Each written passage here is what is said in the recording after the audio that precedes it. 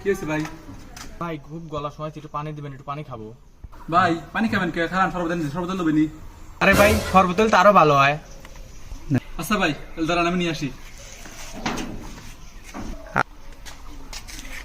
এই যে নেন ভাই।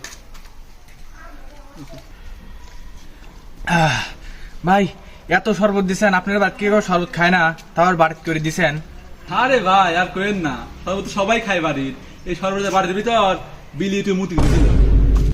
দূর মিয়া, আপনি তো মানুষের কাতারাই পারেন না। ও যে আমরা যে বাড়িতে কুত্তি খাওয়াই সেই বাড়িতে সেরা ফেলা দিছে। एक तारा किस्मत दा